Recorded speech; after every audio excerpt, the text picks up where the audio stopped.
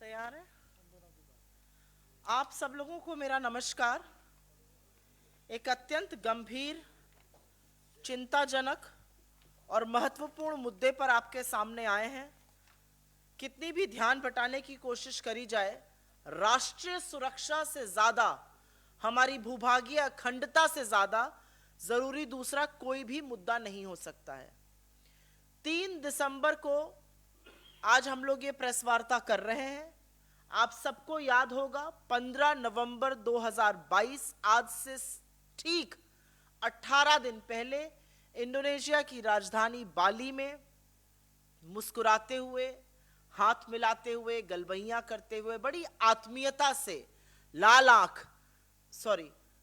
Shirt पहनकर प्रधानमंत्री Modi Xi Jinping से, चीन के राष्ट्रपति से मिल रहे थे। 18 दिन के बाद अत्यंत व्यथित, अत्यंत विचलित करने वाली खबरें आ रही हैं और उनके मुताबिक उत्तरी डेप्सांग में, उस इलाके में जहां पर चीन ने घुसपैठ करी हुई है और उसकी घुसपैठ बरकरार है, चीन ने वहां पर 200 स्थायी शेल्टर बना लिए हैं। ये 200 स्थायी शेल्टर एलएसी से 15 से 18 किलोमीटर के अंदर हमारी जमीन में गाड़े गए हैं, हमारी जमीन में खड़े किए गए हैं। और ऐसा लगता है कि अपने अतिक्रमण और घुसपैठ के बाद चीन यहां पर स्थायी रूप से रहने की फिराक में है। हम सबका मानना है कि यह हमारी भूभागीय अखंडता, हमारी राष्ट्रीय सुरक्षा, हमारे बॉर्डर्स की सुरक्षा के लिए बहुत बड़ा खतरा है। आपको ज्ञात होगा कि यह शेल्टर जो है, सैनिकों को हाड़ कांपते हुए जाड़े से बचने के लिए लगाए जाते हैं। ऐसे शेल्टर भारतीय सेना सियाचिन के ग्लेशियर में लगाती है और वही काम चीन ने यहां पर किया है। इनसे तापमान नियंत्रित किया जा सकता है, स्थायी रूप से सैनिक उस जगह पर रह सकते हैं। लेकिन इन तमाम विचलित करने वाली खबरों के बीच में सुई पटक सन्नाटा है मोदी सरकार की तरफ से। एक शब्द नहीं बोला जा रहा है, एक वक्तव्य नहीं आया है मोदी जी का, एक वक्तव्य नहीं आया है सरकार का, ना विदेश मंत्रालय का। इस मुद्दे पर मानो सांप सूंघ गया हो पूरी की पूरी सरकार को। और याद रखिएगा, कुछ चरण चुंबक आपका ध्यान भटकाने की कोशिश जरूर करेंगे, लेकिन डेप्सांग और डेमचौक दोनों में चीनी घुसपैठ हुआ है, अतिक्रमण किया हुआ है। उनकी मौजूदगी के कारण भारतीय सेना आज patrolling point 10, patrolling point 11, patrolling point 12, 13 और 14 तक गश्त नहीं कर पा रही है। और खबरों के ही मुताबिक, जिसकी पुष्टि तमाम सैन्य अधिकारियों ने करी है, खबरों के ही मुताबिक हम उन पेट्रोलिंग पॉइंट्स तक ना गश्त कर पा रहे हैं और जो नया बफर जोन है वो हमने अपने ही पेट्रोलिंग पॉइंट तक बनाने का भी दुष्कर्म किया है। अब आपको याद होगा कि इस पर हम लोगों ने पहले भी इस मंच से बात करी और फिर से उसको दोहरा देते हैं कि ये डेप्सांग का इलाका इतना स्ट्रेटेजिक, इतना सामरिक क्यों है। ये वही इलाका है जहां से होकर हमारे टैंक ऊपर जाते हैं, ये वही इलाका है जहां से आपूर्ति होती है सियाचिन में हमारी सेना के लिए, ये वही इलाका है जहां से कुछ दूरी पर डीबीओ की हवाई पट्टी, और ये वही इलाका है जहां पर बेल्ट एंड रोड इनिशिएटिव के चलते चीन जो है वो एक बड़ा हाईवे बना रहा है। तो हर तरह से, सरहद की सुरक्षा से, भूभागीय अखंडता से, राष्ट्रीय सुरक्षा से, ये अत्यंत स्ट्रेटेजिक, अत्यंत महत्वपूर्ण इलाका है। इसके साथ खिलवाड़ रत्ती भर भी नहीं हो सकता है। लेकिन मुद्दे सिर्फ ये नहीं है, ये कुछ सैटेलाइट इमेजेस हैं जो हम आपके साथ अभी साझा कर लेंगे। कैमरे के लिए दिखा दे रही हूं, ये सैटेलाइट इमेजेस अभी हम आपके साथ साझा करेंगे, कलर्ड में और उभर कर आएंगी। इन सैटेलाइट इमेजेस के मुताबिक कुछ और गंभीर और कुछ और तथ्य सामने आ रहे हैं। पैंगोंग त्सो झील के बगल में चीनी निर्माण, जिसमें पीएलए का डिवीजन मुख्यालय, गैरिसन, आर्टिलरी और एंटी एयरक्राफ्ट गन के लिए हथियार के लिए आश्रय बनाया गया है। 2 साल में बनाए गए बख्तरबंद इस सैटेलाइट इमेज के माध्यम से दिख रहे हैं। इतना ही नहीं, वहां पर एक नए रेडोम, एक गुंबद नुमा स्ट्रक्चर होता है, नए रेडोम का निर्माण किया गया है। 2 माइक्रोवेव टावर लगे हैं। पेंगोंग सो झील के पास अतिरिक्त बड़े पैमाने पर जो चीनी निर्माण चल रहा है वो इस सैटेलाइट इमेज से साफ होता जा रहा है। इस सैटेलाइट इमेज से यह भी पता चला है कि रेडोम, जिसका मैंने जिक्र किया, जो गुंबद नुमा एक स्ट्रक्चर बनाया है, उसके कुछ ही दूर 10 किलोमीटर की दूरी पर एक पुल का निर्माण लगभग पूरा हो चुका है। इस पुल के दोनों तरफ डेक हैं। इससे आने जाने में चीन की सेना को, उनके सैनिकों को त्वरित सुविधा होगी। अब यह सब क्यों हो रहा है? क्योंकि हमारे सेना का शौर्य और पराक्रम तो ऐसा है कि लोगों की रूह कांप जाए। लेकिन यह सब शायद मोदी जी के मौन, शायद मोदी जी के चुप रहने, शायद मोदी जी की जो क्लीन चिट दी गई थी, कोई घुसा हुआ नहीं है, उसी से चीन का दुस्साहस लगातार बढ़ रहा है। क्योंकि यह बेधड़क विस्तारवाद, यह निर्लज्ज घुसपैठ चीन तभी कर सकता है जब हमारी सरकार और हमारे प्रधानमंत्री मूक दर्शक बने हुए हैं। आंखों पर पट्टी बांधकर और मुंह में दही जमाकर अगर सोचा जाए कि इस समस्या का निवारण हो जाएगा, तो वो निवारण नहीं होगा। आप सेना के मनोबल के साथ खिलवाड़ जरूर कर रहे हैं मोदी जी। ये हम जरूर इस मंच से और तमाम और मंचों से कहते हैं। आपको बड़ी दिक्कत हो जाती है, छुई मुई बन जाते हैं, कोई आपको कह दे, आपकी पूरी ट्रोल सेना लग जाती है। लेकिन क्या देश से बड़े हैं आप? इस देश की भूभागीय अखंडता पर आज खतरा मंडरा रहा है। तमाम रिपोर्ट के मुताबिक चीन हमारे घर में घुसकर बैठा हुआ और हमारे घर में घुसकर अब स्थायी शेल्टर बना रहा है, और आप एक शब्द नहीं बोल रहे हैं। और आपके चरण चुंबक और आपकी ट्रोल आर्मी और सारा वो प्रोपेगेंडिस्ट चुप है। आप इस देश से बड़े हो गए। इसलिए हमारे कुछ सवाल हैं, और वो सवाल हम तब तक पूछेंगे जब तक जवाब ना मिल जाए। स्थायी शेल्टर और स्ट्रक्चर की इन खबरों पर मोदी जी चुप क्यों हैं? इसकी अनदेखी क्यों करी जा रही है? क्या चीन की हरकतों से सरकार अनभिज्ञ है या जानबूझकर चुप बैठी है? हमारी जमीन में बने इन शेल्टरों और स्थायी ढांचों को हटाने के लिए क्या कार्रवाई की जा रही है? डेप्सांग और डेमचौक जैसे सामरिक इलाकों से चीनी सेना को खदेड़ने के लिए क्या कार्रवाई की जा रही है? सरकार सजग क्यों नहीं है? और मैं इन फर्जी राष्ट्रवादियों से यह जरूर पूछना चाहती हूं कि क्या राष्ट्रीय सुरक्षा को खतरे में डालना देशभक्ति है? क्या इस पे चुप रहना देशभक्ति? अगर है तो बोलिए, और अगर नहीं है तो शर्म कीजिए, कान पकड़िए, माफी मांगिए और आगे कार्रवाई कीजिए। और अंत में वो सबसे महत्वपूर्ण सवाल जो हर सैनिक पूछना चाहता है, जो हर सैन्य अधिकारी पूछना चाहता है, जो रक्षा विशेषज्ञ पूछना चाहते हैं, अप्रैल 2020 की यथावत स्थिति कब और कैसे बनेगी, उसके बारे में आप क्या कर रहे हैं? आप झूले झूलते रहेंगे चीनी राष्ट्रपति के साथ? साबरमती के तटों पे आपने खूब पींगे ली, महाबलीपुरम में आपने खूब शहनाई सुनी वेष्टी पहनकर, गलबैया कर कर, अभी बाली में भी आपने सारी मान्यताओं को, हमारे 20 सैनिकों की शहादत को भुलाकर खूब गलबैया करी, लाल आंख की जगह लाल शर्ट पहनकर खड़े हो गए स्वागत में शी जिनपिंग के। लेकिन सवाल यही है कि देश की भूभागीय अखंडता के साथ जब चीन ये दुस्साहस कर रहा है तो आप चुप क्यों हैं? I will make a very brief statement in English on an extremely urgent matter. On the 15th of November, exactly 18 days back, Mr. Modi had met Xi Jinping, the Chinese head of state. He was seen hugging him, and he wasn't showing angry red eyes. He was in fact adorning a red shirt. And I wonder, what did he talk about? Because he met Xi Jinping, this was after the supreme sacrifice of 20 of our brave hearts. But exactly 18 days later, we are now being told that in the area of Depsang, China has built permanent structures, permanent shelters. These temperature-regulated shelters help any army personnel to be stationed permanently at any place. 200 such shelters have been built by China in our territory, 15 to 18 kilometers inside the LAC. has there not been a single statement from Mr. Modi, his government, or the MEA? Remember very clearly that Depsang and Demchok are extremely strategic places for us. Also remember very clearly that China continues to occupy large parts of the territory in the Depsang area. Patrolling point 10, 11, 12, 13, 14, even 16, we are not being able to patrol up to because we have made buffer zones in our own territory. We also want to tell you, why is it strategic?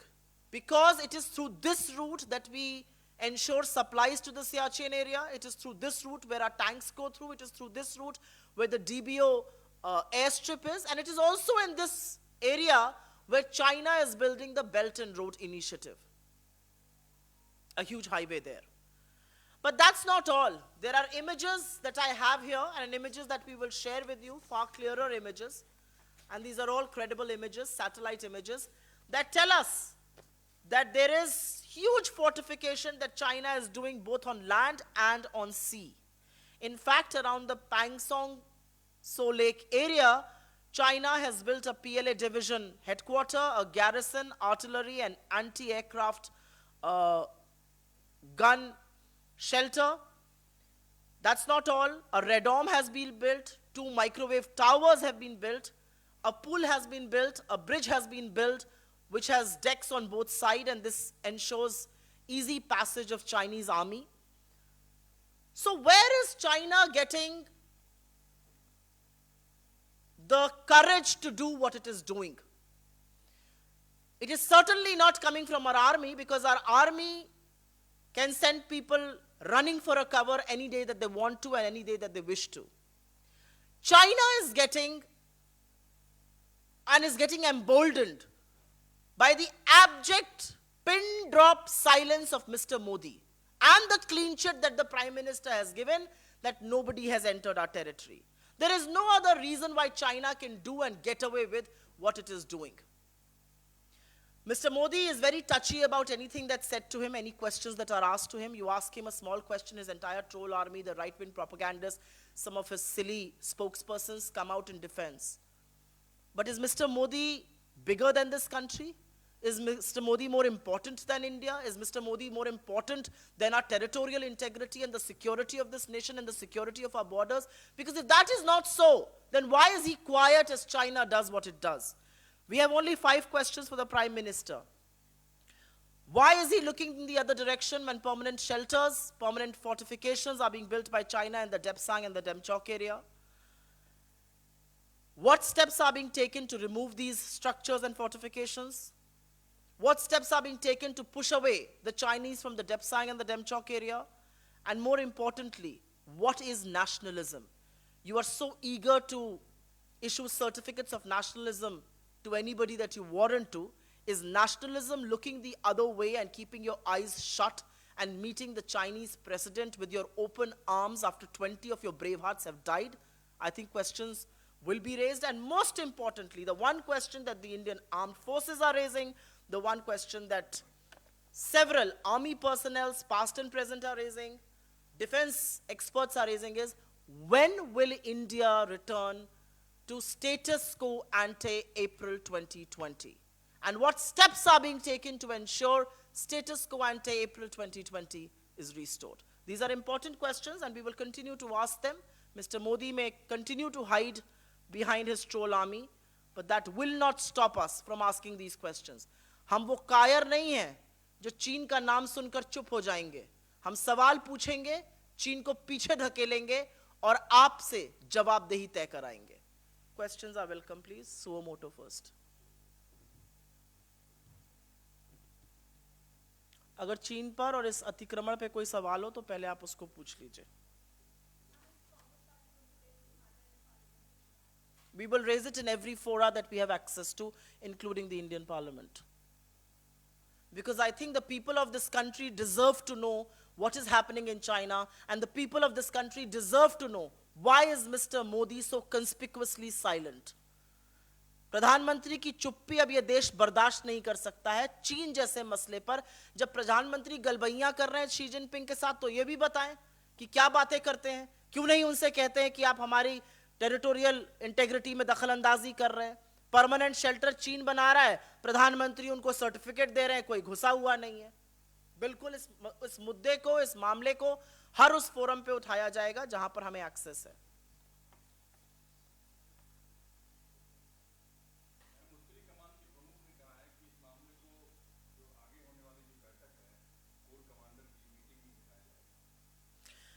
मुझे पूरा विश्वास है कि core commander की meeting में यह मामला उठाया जाएगा। मुझे पूरा विश्वास है कि अभी तक जितनी भी कोर कमांडर की मीटिंग्स हुई हैं उसमें त्वरित और महत्वपूर्ण फैसले लिए गए हैं।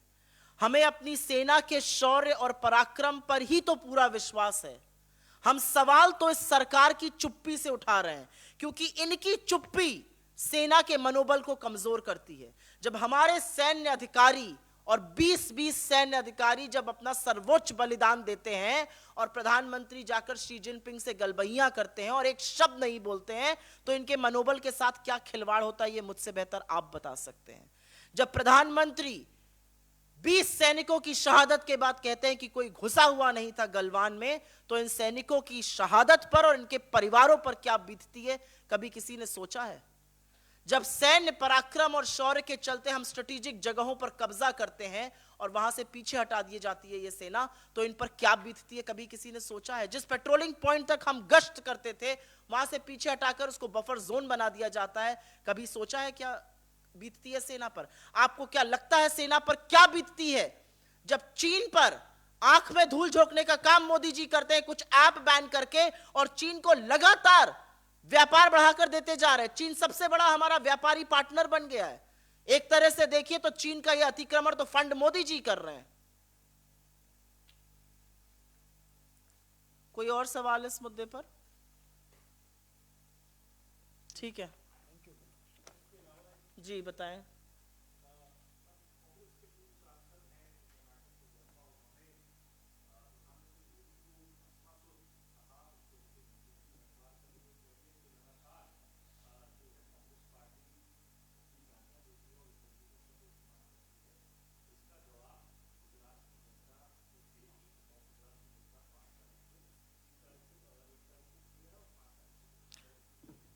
देखिए, मैं एक बात तो बहुत पते से ये बता दूं, प्रधानमंत्री हैं, उनकी हम सब इज्जत करते हैं, उनके पद की गरिमा की इज्जत करते हैं। प्रधानमंत्री भी तो अपने पद की गरिमा को बचा के रखें। जब प्रधानमंत्री अपने पद की गरिमा को भूलकर उल जलूल बातें करते हैं, उल जलूल टिप्पणियां करते हैं, तो सुनने को भी तैयार रहे। हम उनकी बिल्कुल इज्जत करते हैं, लेकिन मैं आपसे पूछना चाहती हूं, ये छुई मुई बन के प्रधानमंत्री जी क्यों रहते हैं? आप छुई मुई हैं क्या?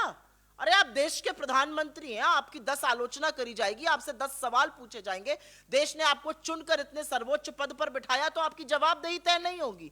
एक सवाल पूछ लो तो प्रधानमंत्री की बेइज्जती कर रहे हैं, एक सवाल पूछ लो तो इसका बदला कौन देगा? अरे कब तक अपने बददिमाग प्रवक्ताओं के पीछे छुपे रहिएगा? और ये छुपे रहने की आदत छोड़ दीजिए, क्योंकि प्रधानमंत्री जब वैधव्य झेलती हुई हमारी प्रेसिडेंट को कांग्रेस की विधवा कहते हैं, और एक मां को जर्सी गाय कहते हैं, और एक पत्नी को 50 करोड़ की गर्लफ्रेंड कहते हैं, एक चुनी हुई मुख्यमंत्री के साथ दीदी ओ दीदी करते हैं, तब उनकी गरिमा कहां चली जाती है? कहां है प्रधानमंत्री पद की गरिमा जब वो अचार के डब्बे पर कहते हैं औरत की फोटो लगा दो, अचार बिकने लगेगा? कहां है प्रधानमंत्री पद की गरिमा की एक चुनी हुई सांसद को, अपने बगल में जो बैठी, सामने बैठी हुई सांसद को सूप नखा कहते हैं? क्या है प्रधानमंत्री पद की गरिमा की प्रधानमंत्री को रेनकोट पहनकर नहाता हुआ कहते हैं? तो आप सब बोलिए और हम वो सहते रहें, और आपसे अगर एक भी तीखा सवाल पूछ लिया जाए तो आप छुई मुई हैं। अरे आप देश के प्रधानमंत्री हैं, हिंदुस्तान के प्रधानमंत्री हैं, थोड़ा सीना चौड़ा करिए और बातें सुनिए, आलोचना सुनिए। इस पद पर बैठा हुआ व्यक्ति आलोचना भी सुनता है, समाधान भी करता है। आप सिर्फ कभी अपने प्रवक्ता के पीछे, कभी ट्रोल आर्मी के पीछे, कभी सॉरी टू से जो पत्तलकार हैं, जो चरण चुंबक हैं, उनके पीछे छुपे रहते हैं। आप कुछ भी बोलिए तो वो लीला कर रहे हैं, हम कुछ बोले तो हम पाप कर रहे हैं। ये तो नहीं चल पाएगा। आप अपने पद की जितनी गरिमा दिखाइएगा उतनी ही गरिमा से आपसे बात करी जाएगी। आप अपने पद की गरिमा प्रधानमंत्री रहते हुए खोइएगा तो आपका भी पद उस तरह की प्रतिष्ठा से विहीन होगा। धन्यवाद।